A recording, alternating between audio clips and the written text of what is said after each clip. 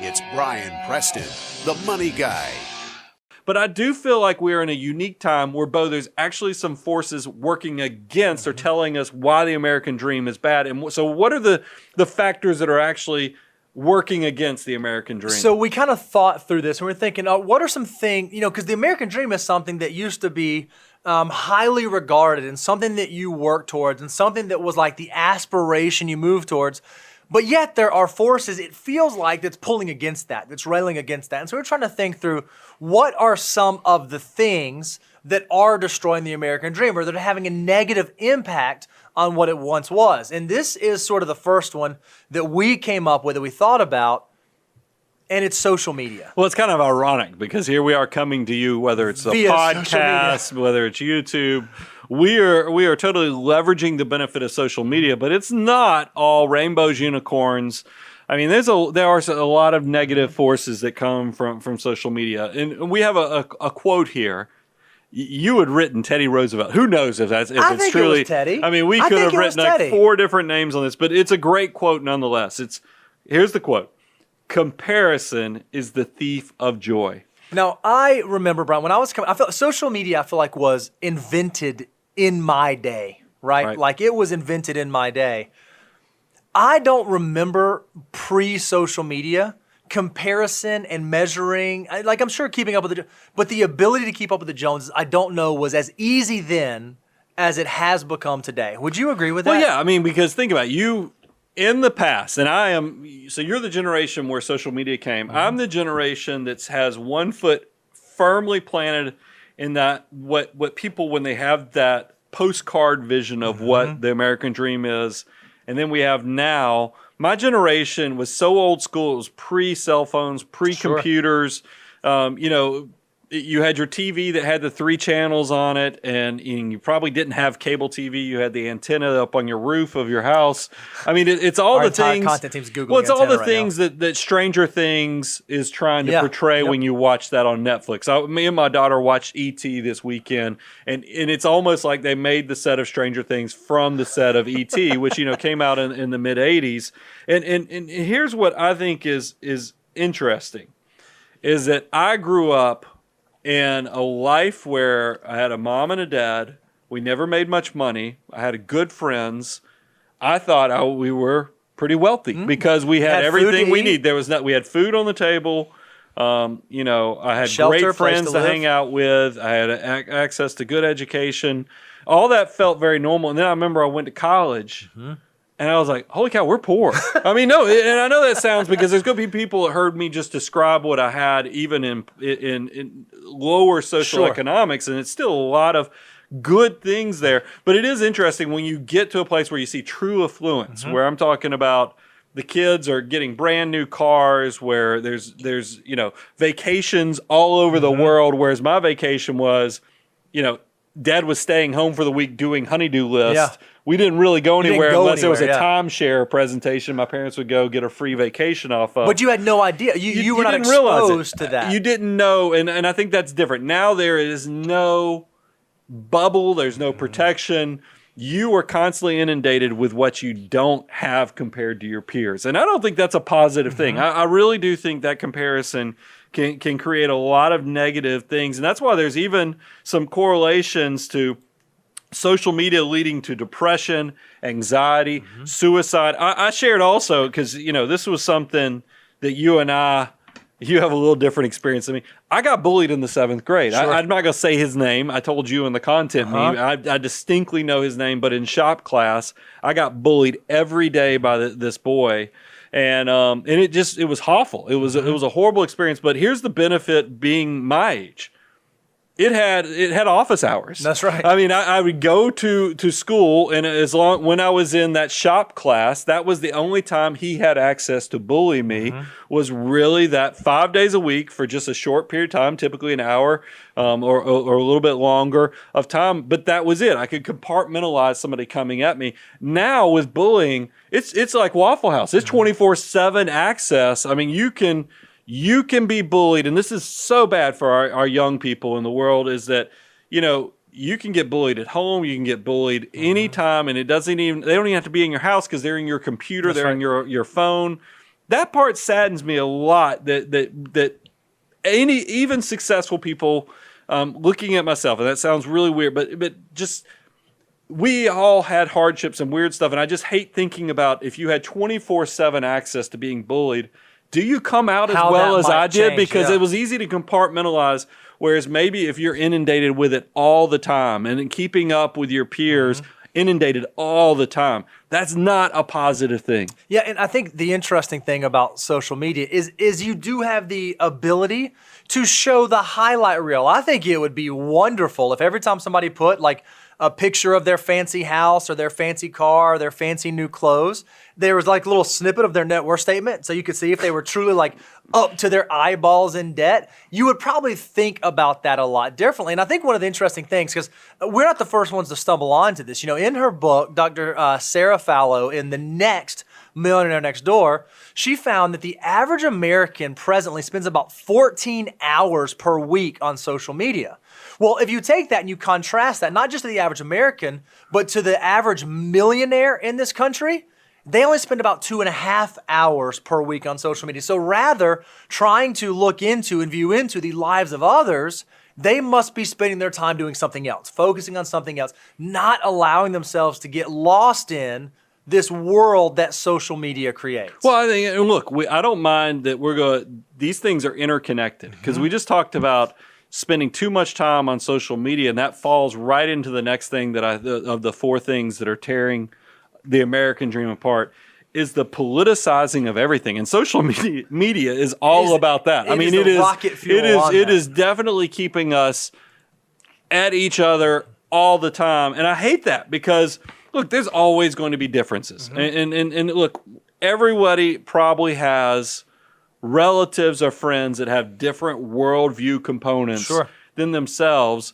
It's just in the past, they sit under the surface. You don't have to know all of your friends and relatives' world outlook or commentary or editorial thoughts on all things. But with social media in this current life, you just get into it. I mean, here's what's interesting. And I'm not going to get into the subject matter, but my wife, because I'm not on Facebook. Right. Well, I'm on Facebook, but I don't actively engage in it. We use it more corporately. But my wife was reading to me a Facebook battle that was going on with like 3 of my high school friends. I know all 3 of them, consider all 3 friends, and they were going at each other. And I'm like, how is this going to be good? I mean, because they are going at each other's throats on political things, even though these are people that would do about anything when we were growing up for each other. Now they're at these points where they're getting into these social media wars on political thoughts, and I just don't think that's beneficial. That's why we have made a focus of the Money Guy show. We don't focus on that stuff. I mean, I hate it when the political world, and sometimes you see it with tax policy and other things, swerves into our content strategy that we do have to address things, but we on purpose want to give you a place where you can come get thoughts and you don't have to worry, are we trying to politicize the subject matter? Well, and I feel like, we're talking about the American dream and using the American dream as a marker of success, building wealth, building towards financial abundance and financial freedom. And it's really interesting, even in this politicized world in which we live now, even the idea or concept of being wealthy has become so much politicized. Being the person that makes the decision, that goes the road less traveled, that does try to build up to improve their economic circumstance. Some people have a problem with that. And some people have even said to us, we've had clients say, I almost feel guilty because of where I've ended up and the opportunities that I've presented. And that seems crazy. It seems like a weird thing now where you're on one side or the other. You're either for something or against it, and there is no middle ground anymore, it seems. Yeah, and that's why I would encourage you, and this is the optimist, glass half full, try to find where you have common ground, because we have a lot more in common than we have differences. It's hard to see that in the echo chambers we all created.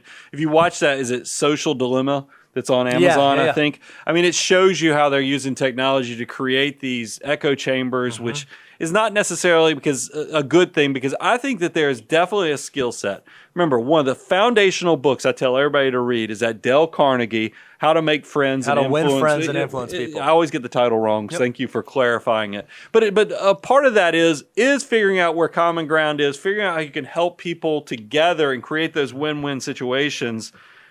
even though that book was written, I mean, we're coming up on 100 years ago, it is timeless in that our current world, modern world we live in could benefit a lot from just respecting and treating other people like they want to be treated. Absolutely. And so I feel like, again, these things that are tearing on and that are harming what we would say is the American dream kind of build upon each other. Because so not only social media, not only politicizing everything, but we're of the opinion, specifically as it relates to finances, that debt is something that is absolutely tearing apart and destroying the American dream, because it is so much easier to get now, and it's so much easier to get yourself into a very bad spot than maybe you could have gotten yourself into 50, 60, 70 years ago. Well, I think it's interesting. When I was in college in the early 90s, your biggest risk was you signed up for a credit card because they gave you a free bag of potato chips. Sure.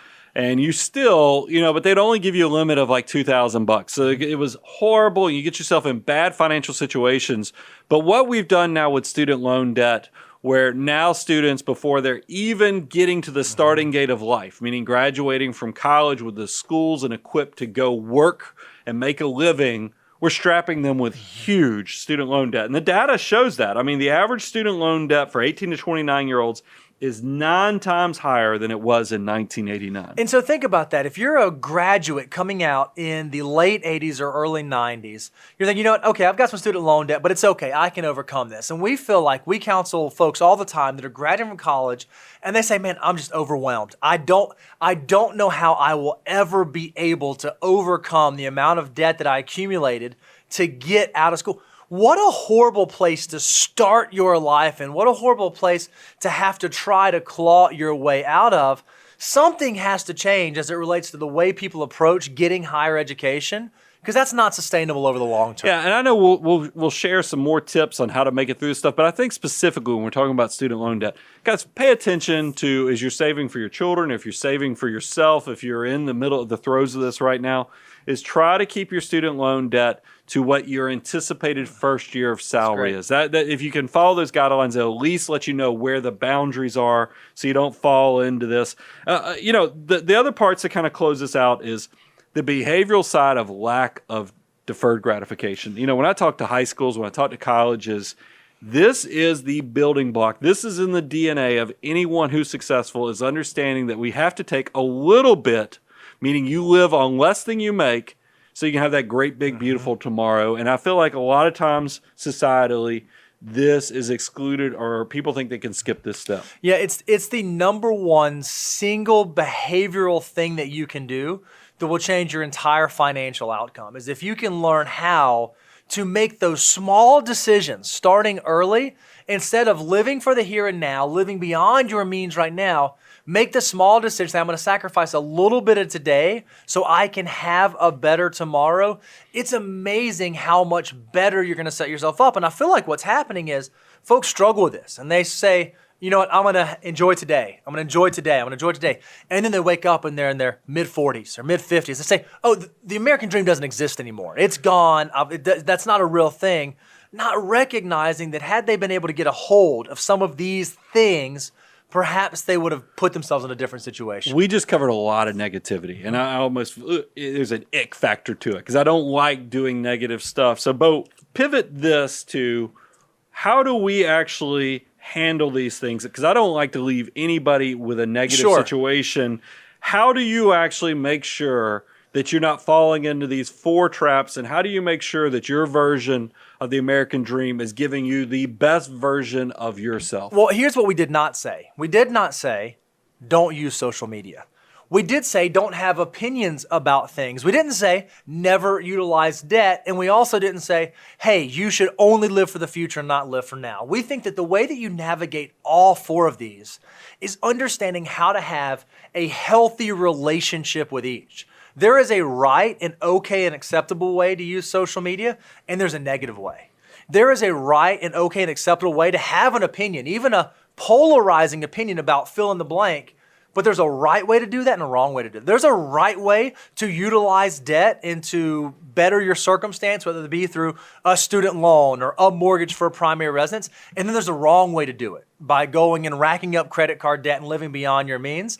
And there's a right way to balance. How do I live for the here and now today, but also recognize that the odds are I'm going to have a future. And I want to make sure that I'm making decisions today that are going to lead me to that. Having a healthy relationship around all four of those is the number one best way you're not going to let yourself get into a problem that you're going to have a really hard time getting out of. I think there's a grounding behavior that will go even further is kind of that understanding your why and knowing where you should go with things. We did a show, and I would encourage you, it's one of our more popular shows out there, the 5 Stages of Wealth. Yep. And I love, and look, I don't like starting a book with the last chapter, but I think there is something to be learned here on the closing step, which is the 5th stage of wealth, which is abundance. And that's where you know who you are, you know what you value, and you know what gives you purpose. If you can understand those things, it's going to be, you're just going to be grounded in the fact that you're not going to fall prey to a lot of the things that are derailing you and really traps that are out there all around us in this new modern world we live in.